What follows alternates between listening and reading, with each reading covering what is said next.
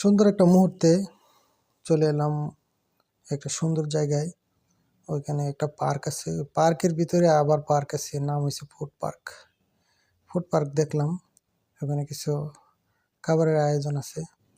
তারপরে আমরা চলে গেলাম আরেকটি সুন্দর জায়গা। ওখানে সুন্দর জায়গার মধ্যে আরেকটা সুন্দর মেলা বসছে।